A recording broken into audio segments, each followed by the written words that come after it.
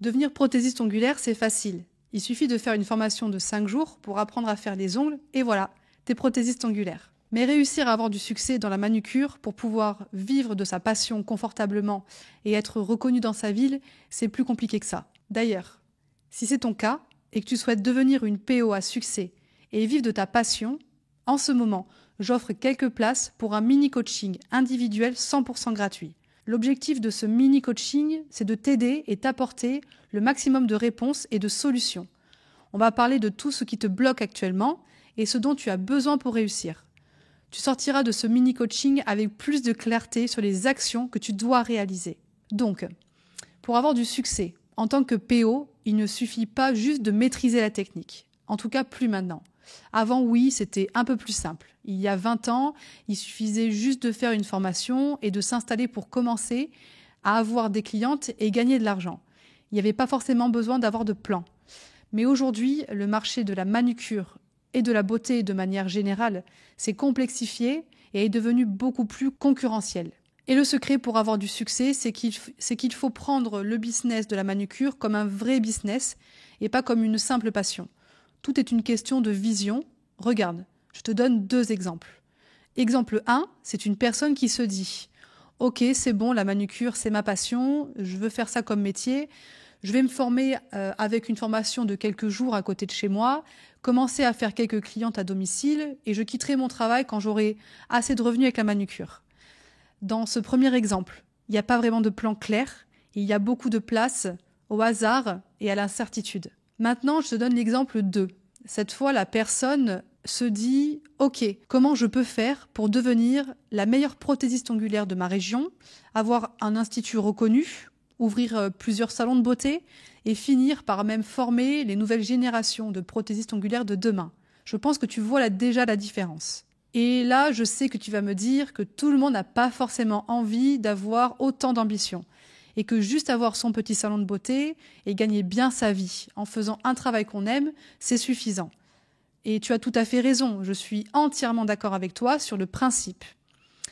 En fait, le plus important, c'est pas vraiment l'objectif final, mais la motivation et les ressources et l'état d'esprit que tu vas y mettre. Si ton objectif est de faire partie des PO qui ont le plus de succès en France, c'est comme un objectif un peu hors du commun, qui n'est pas classique, contrairement au premier exemple. Du coup, ton cerveau va devoir se conditionner pour essayer de trouver des solutions pour résoudre ce problème. Et par conséquent, tu ne vas pas choisir ta formation juste parce qu'elle est à côté de chez toi ou qu'elle est éligible au CPF.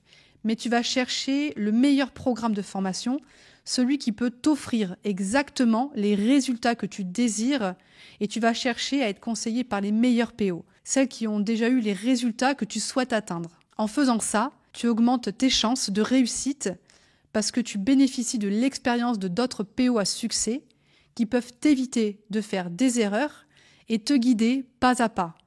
Et même si au final, tu n'atteins pas tous tes objectifs précis, il est fort probable que tu arrives au moins à vivre confortablement de ta passion et avoir un institut dont tu seras fier. Plus tu viseras haut, plus tu seras impliqué et plus tu passeras à l'action et plus tu auras de résultats.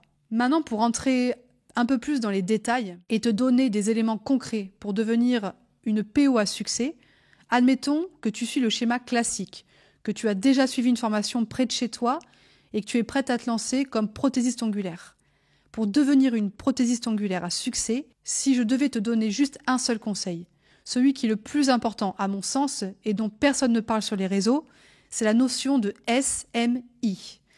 Alors, un SMI, qu'est-ce que c'est ? C'est un service de manucure irrésistible. Si tu arrives à créer un service de manucure irrésistible aux yeux de tes clientes, alors crois-moi, tu auras du succès tout au long de ta carrière de PO. C'est en partie grâce à cet élément que j'ai réussi à développer un institut de manucure à succès qui générait plus de 100 000 € par an de manière constante chaque année. Et c'est aussi grâce à ça que j'ai pu garder des clientes pendant plus de 10 ans d'affilée. Mais attention, j'ai bien dit un service de manucure irrésistible et pas technique parfaite, parce qu'il y a encore beaucoup de PO qui se lancent et qui associent meilleure technique à réussite. Mais ça, c'est quand on est concentré uniquement sur ce qu'on veut accomplir. et pas sur ce que les clientes veulent vraiment. Ce que j'ai remarqué au cours de mes années d'expérience, c'est que la plupart des clientes ne regardent pas à la loupe le rendu technique de la prestation. Elles évaluent la qualité globale du service. En fait, tout se joue principalement sur 2 éléments. C'est sur ces 2 éléments que tu vas être jugé par tes clientes tout au long de ta carrière de PO. Par ordre de priorité, tu as d'abord en 1 l'aspect relation et en 2 l'aspect professionnalisme. Dans la partie relation, tu as tout le côté ambiance, confiance, empathie et lien. Si tu arrives à créer de la confiance et du lien avec tes clientes, je peux te dire que tu n'auras jamais à avoir peur de la concurrence. Même si tu as quelques lacunes techniques. Bien sûr, dans la limite du raisonnable, il y a quand même un niveau minimum à avoir. Mais pas aussi extraordinaire que ce que croient la plupart des PO perfectionnistes. Et quand je dis ça, je m'inclus dedans aussi.